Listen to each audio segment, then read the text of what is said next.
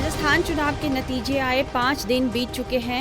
इस चुनाव में बीजेपी ने जबरदस्त जीत हासिल की है, लेकिन सीएम कौन होगा इसे लेकर राजस्थान में बड़ा पेंच फंसा हुआ है। राज्य का सीएम कौन होगा इसे लेकर कई नामों पर चर्चाओं का बाजार गर्म है।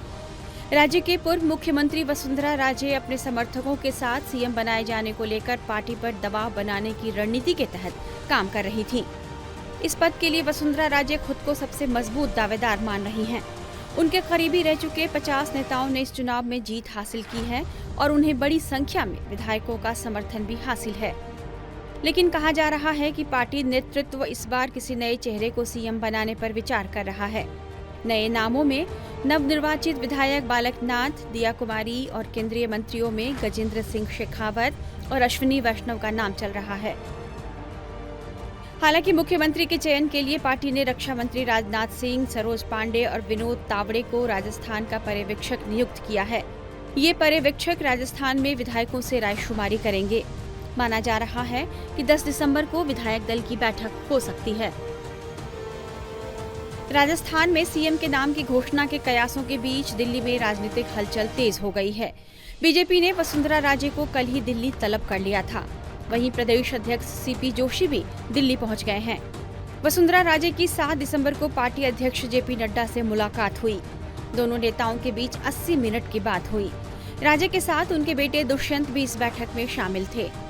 दुष्यंत पर हाल ही में कुछ विधायकों को एक रिजॉर्ट में बंद करने का आरोप लगा। इत्तेफाकन यह सब तब हुआ जब वसुंधरा राजे जेपी नड्डा से मिलने दिल्ली पहुंची। बीजेपी एमएलए ललित मीणा के पिता हेमराज मीणा ने यह दावा किया कि उनके नवनिर्वाचित विधायक बेटे को एक रिजॉर्ट में बंद करके रखा गया है। आरोप है कि 5 विधायकों को रिजॉर्ट में रखा गया था। मिलने गया था तो फिर वो कार्यालय में मिलने उसको एक विधायक ने मना कर दिया कि वहाँ मिलने मत जा। तो मेरी जानकारी में आया कि तो फिर मैंने कहा भाई कार्यालय तो जाएंगे।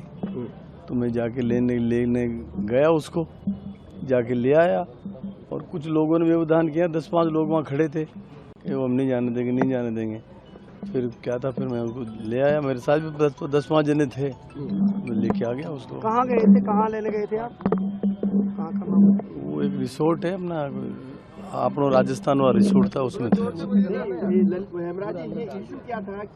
कितने विधायक वहाँ थे? किसने रोक रखा था? किसके बुलाए पे गए थे? उसको दुष्यंत सिंह जी ले गए थे साथ में, और तो कोई नहीं था। मैडम के बेटे दुष्यंत सिंह जी ले गए थे। रोका आप जब लेकर आना चाह रहे थे, रोका कौन से विधायक ने रोका? वही एक अपने कंवरलाल एक विधायक था, उसने रोका था। मारपीट भी की क्या? मारपीट तो क्या, वही लड़ाई झगड़े में उतारू था। तो वो क्या क्यों रोकना चाह रहे थे? बात क्या हुई थी, मतलब क्या कह रहे थे? कंवरलाल क्या कह रहे थे? कंवरलाल मीणा क्या कह रहे थे? कंवरलाल ही कह रहे थे कि वो दुष्यंत सिंह जी ने बात करो फिर ले जाओ इनको। दुष्यंत सिंह जी ने फोन नहीं उठाया, मैंने उनको फोन करा, जो नहीं उठाया। तो फिर हम 10-15 जने हम थे जो हम लेके आ गए उसको। क्या संदिग्ध लगा था आपको जो आप अपने बेटे ललित मीणा जी को वापस लिया? संदिग्ध क्या लगा? संदिग्ध कुछ में क्या चीज नजर नहीं, संदिग्ध कुछ नहीं लगा। आगे जाने की बात भी कह रहे थे कि कोर्ट मुद्दे नहीं, संदिग्ध कुछ नहीं था भाई। रिसोर्ट में क्यों ठहरे? हमारा मकान यहाँ रहने के लिए, तो मकान में ठहर भैया। और पार्टी ऑफिस में जब आदेश आया, पार्टी ऑफिस में चला जाना, क्योंकि पार्टी ने हमको एमएलए बनाया है, पार्टी ने टिकट दिया है, पार्टी की वजह से हम जीते हैं।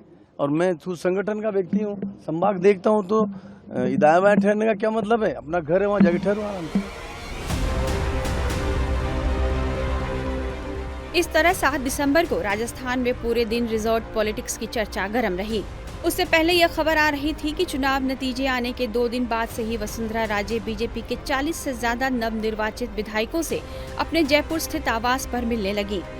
इसे वसुंधरा के शक्ति प्रदर्शन के रूप में देखा जाने लगा। माना गया कि विधायकों के साथ उनका यह शक्ति प्रदर्शन उन्हें सीएम बनाने के लिए दबाव की रणनीति है। सीएम की रेस में कई नाम होने के कारण वसुंधरा राजे राजस्थान में लगातार सक्रिय हो गईं और विधायकों से मुलाकातें करने लगी। कई विधायक भी सार्वजनिक तौर पर वसुंधरा राजे को सीएम बनाने की मांग कर चुके हैं। जो जनता की मांग है वो वसुंधरा जी है। वसुंधरा जी को सीएम बनाना चाहिए।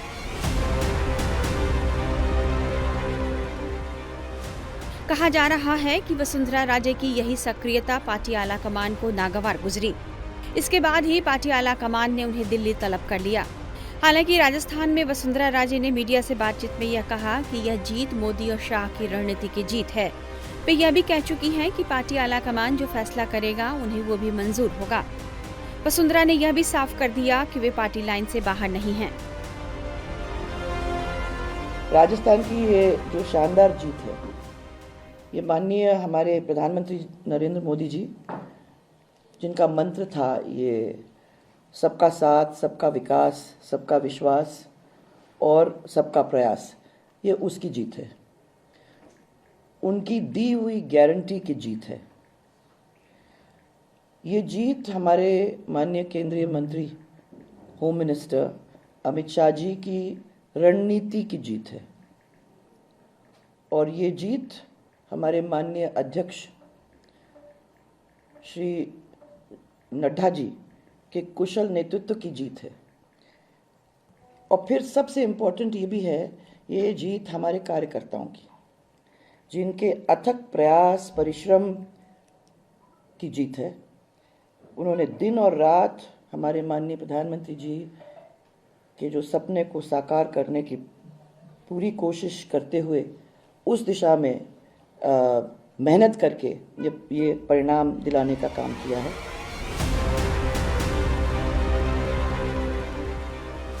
मीडिया रिपोर्ट्स में बताया जा रहा है कि जेपी नड्डा से मुलाकात में पार्टी नेतृत्व ने सख्त शब्दों में वसुंधरा राजे को यह बता दिया है कि मुख्यमंत्री के चयन में किसी भी तरह के दबाव को नहीं माना जाएगा। कहा गया कि जेपी नड्डा से मुलाकात के लिए वसुंधरा राजे को लंबा इंतजार भी करना पड़ा। हालांकि वसुंधरा राजे जब नड्डा के घर से निकली तो वे मुस्कुरा रही थीं, लेकिन उन्होंने मीडिया से कोई बात नहीं की। उनकी इस मुस्कुराहट के कई कयास लगाए जाने लगे। इस बीच मुख्यमंत्री के दूसरे सबसे बड़े दावेदार बालक नाथ ने अपनी सांसदी छोड़ दी है। कहा जाने लगा है कि राजस्थान में उन्हें बड़ी जिम्मेदारी दी जा सकती है, इसलिए उन्होंने अपनी संसद सदस्यता से इस्तीफा दिया है। बालक नाथ ने राजस्थान के तिजारा विधानसभा सीट से चुनाव जीता है। देखना होगा कि पार्टी नेतृत्व मुख्यमंत्री की कुर्सी पर अब किसे बिठाता है। टाइम्स नाउ नव भारत डिजिटल की रिपोर्ट।